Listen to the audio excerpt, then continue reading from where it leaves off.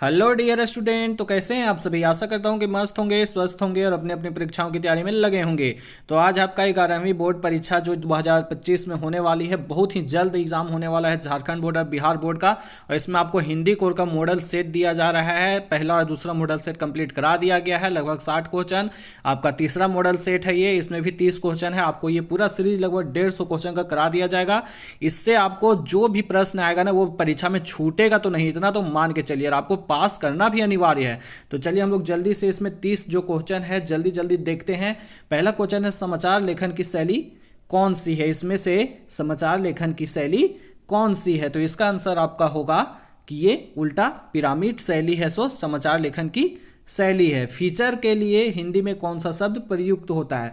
ये जो फीचर है इसके लिए हिंदी में कौन सा शब्द प्रयुक्त होता है? तो वो है रूपक। रूपक शब्द फीचर के लिए प्रयुक्त होता है। क्वेश्चन नंबर 3 जल्दी जल्दी देखिए। जनसंचार माध्यमों के अंतर्गत रेडियो एक विशेष माध्यम है। ये रेडियो जो है सो एक विशेष माध्यम है। किस चीज का विशेष माध्यम है? तो श्रव्य का। श्रव्य मतलब होता है सुनना, ठीक है। और दृश्य मतलब होता है देखना। तो रेडियो क्या, उससे हम लोग देखते हैं, उससे हम लोग सुनते हैं रेडियो से। और टीवी से क्या देखते हैं? श्रव्य करते हैं और दृश्य करते हैं। श्रव्य और दृश्य किससे करते हैं?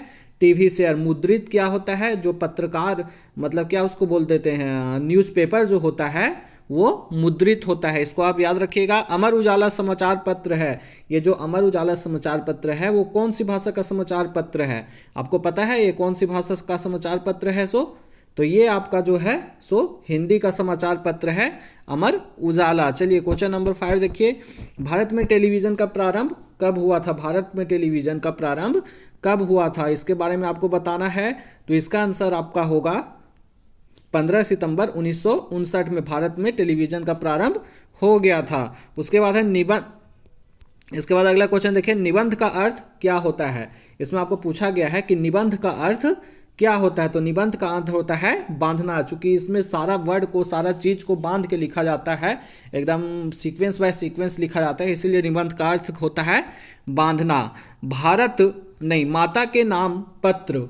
ये जो माता के नाम पत्र हम लोग लिखते हैं कि पूजनीय माता जी, प्रिय माता जी, पत्र लेखन के किस भेद के अंतर्गत आता है? ये पत्र लेखन में किस भेद के अंतर्गत आता है? तो ये अनौपचारिक पत्र होता है। औपचारिक पत्र हम लोग प्रिंसिपल को लिखते हैं, पत्रकार को लिखते हैं। ये सब जो ऑफिशियल वर्क में होता है वो औपचारिक पत्र है। ये माता के नाम पर पत्र, पिता के नाम पर, भाई के नाम पर, ये सब है सो अनौपचारिक पत्र होता है। चलिए आगे बढ़ते हैं जल्दी जल्दी। संपादकीय किसके द्वारा लिखा जाता है? ये जो संपादकीय है शब्द है वो किसके द्वारा लिखा जाता है? तो वो संपादक के द्वारा लिखा जाता है। जब कोई आप न्यूज़पेपर पढ़ते हैं तो उसमें अंत में लिखा होता है संपादकीय। संपादकीय मतलब किसी का नाम लिखा होता है कि किसके द्वारा इस न्यूज़पेपर का संपादन किया गया है।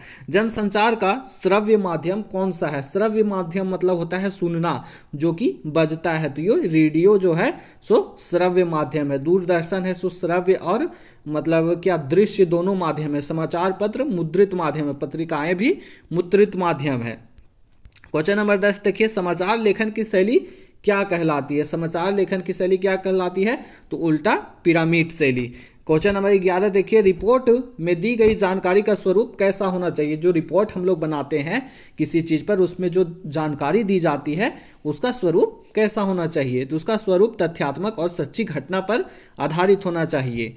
चलिए क्वेश्चन नंबर 12 देखिए जल्दी जल्दी। समाचार लेखन में कितने ककार होते हैं? समाचार लेखन होता है उसमें कितने ककार होते हैं? तो उसमें कुल मिलाकर 6 ककार होते हैं। कितने होते हैं? 6 होते हैं। आलेख, फिल इन द ब्लैंक्स का ही एक रूप है। आलेख खाली स्थान का ही एक रूप है। आलेख किसका रूप है? तो आलेख आपका निबंध का ही एक रूप है। क्वेश्चन नंबर 14 देखिए जल्दी।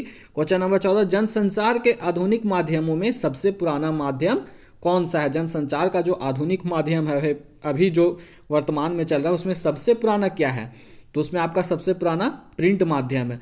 इसलिए कि प्रिंट माध्यम के बाद रेडियो आया, टेलीविजन आया, और अभी सबसे आधुनिक में क्या चल रहा है? मोबाइल चल रहा है। ये सारे के सारे जनसंचार के माध्यम है। पत्रकारिता का मूल तत्व होता है। पत्रकारिता जो होती है उसका मूल तत्व क्या होता है? उसका मूल तत्व होता है जिज्ञासा। क्या होता है? जिज्ञासा होता है। पीन की घाटी की विशेषता है। जो पीन की घाटी है उसकी क्या विशेषता है कहानी के माध्यम से, तो उसका विशेषता है कि वो बीहड़ और वीरान है। बीहड़ मतलब बहुत ही एकदम घना है और वीरान मतलब अकेला है, वहाँ पे कुछ भी नहीं है। अमित दुखी था क्योंकि उसे किसी विषय में अच्छे अंक प्राप्त नहीं हुए थे। ये अमित किस कहानी का कैरेक्टर है, तो ये है रजनी कहानी का। रजनी जो कहानी दी गई है आपकी पाठ्य पुस्तिका में, उसका कैरेक्टर है। और ये दुखी क्यों था, इसको एक किसी विषय में अच्छा अंक नहीं मिला था। तो किस विषय में नहीं मिला था, तो वो गणित के विषय में नहीं मिला था। हॉर्टिकल्चर डिपार्टमेंट में पेड़ कटवाने का मामला क्यों पहुंचा। अब ये कौन सा चैप्टर का है, तो ये है आपका जामुन का पेड़। कौन सा चैप्टर है, जामुन का पेड़ है। तो हॉर्टिकल्चर डिपार्टमेंट में पेड़ कटवाने का मामला क्यों पहुंचा, क्योंकि पेड़ फलदार था। इसके लिए वहां के जो कर्मचारी थे वो बोले थे कि इसे हॉर्टिकल्चर डिपार्टमेंट में भेज दो। जामुन का पेड़ पाठ के कवि किस उपनाम से शोभित है। आप सभी को पता है कि जो उस पाठ के कवि है उनका एक उपनाम है। उपनाम कौन सा है, ओश। ओश उनका उपनाम है। क्वेश्चन नंबर 20 देखिए, देश भर में किनकी समस्याएं एक जैसी है। पूरे देश में किनकी समस्याएं एक जैसी है, तो किसानों की समस्याएं एक जैसी है। कौन सा चैप्टर से लिया गया है, विदाई संभाषण चैप्टर से लिया गया है। इसमें बताया गया है कि किसानों की समस्या पूरे देश में एक जैसी है। सैयद हैदर रजा को छात्रवृत्ति किस सन में मिली थी। सैयद हैदर रजा जो थे उनको छात्रवृत्ति किस सन में मिली थी, तो 1945 में मिली थी। चलिए क्वेश्चन नंबर हम लोग 22 की ओर चल देखते हैं क्या है 22 नंबर क्वेश्चन। कबीर के अनुसार लकड़ी को काटा जा सकता है परंतु उसकी अग्नि में उससे अलग नहीं किया जा सकता, क्योंकि इसका आंसर होगा कि शरीर नष्ट हो जाता है परंतु आत्मा अमर रहता है। ये इसका पूरा सार है।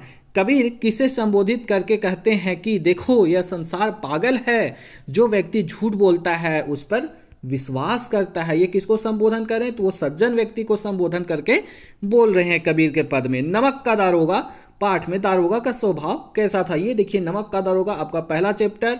इसके लेखक कौन है, प्रेमचंद। इसके लेखक कौन है, प्रेमचंद। और इसमें है दारोगा का स्वभाव कैसा था, तो दारोगा एकदम मान के चलिए कि एकदम ईमानदार था, स्वाभिमानी था। नमक का दारोगा पाठ में न्याय के मैदान में किसकी जीत होती है, तो वहां पे लोभ की जीत होती है। जो उसका बेचारा रहता है उसका लोभ की जीत हो जाती है। मियां नसरुद्दीन किस मोहल्ले में रहते थे, बताइए आप। मियां नसरुद्दीन किस मोहल्ले में रहते थे, तो बहुत लोग इसका आंसर देंगे नान भाई, लेकिन ये नहीं होगा। इसका आंसर होगा गद्या मोहल्ले में रहते थे। गदैया मोहल्ले में मियां नसरुद्दीन रहते थे। उसके बाद आपका नेक्स्ट क्वेश्चन है कि पढ़ाई के संबंध में ज्ञान देते समय कृष्ण सोबती ने मियां नसरुद्दीन की तुलना किससे करती है। पढ़ाई के बारे में जब ज्ञान दे रही थी मियां कृष्ण सोबती जो रिपोर्टर थी, जो इस लेखक थी, तो उसका है सो मतलब क्या उसको बोलते हैं, मियां नसरुद्दीन का तुलना किससे करती है पाठ में। तो इसका आपको आंसर प्राप्त होगा कि वो सुकरात से करती है। अप्पू के साथ 2.5 साल पाठ के लेखक का नाम क्या है। अप्पू के साथ 2.5 साल जो पाठ है आपका, जिसमें फिल्म मेकिंग के बारे में बताया गया, उसके लेखक कौन है, तो उसके लेखक सत्यजीत राय है। कितना साल फिल्म बनाने में लगा था, 2.5 साल लगा था। भारतीयों में ईश्वर के बाद महाराज एडवर्ड को किसका दर्जा प्रदान किया है। भारतीयों ने ईश्वर के बाद महाराज एडवर्ड को किसका दर्जा प्रदान किया, तो वो है राजा का दर्जा प्रदान किया। धनराम किस पाठ का पात्र है। अब धनराम आप जान रहे हैं किस पाठ का पात्र है, वो है गलता लोहा पाठ का। धनराम क्या रहता है, एक लोहार रहता है जो कि लोहा पीटने का काम करता है। और धनराम किस पाठ का मतलब पात्र है, गलता लोहा। तो बहुत बहुत धन्यवाद, आपका यहाँ तक जुड़े रहें। Thank you very much.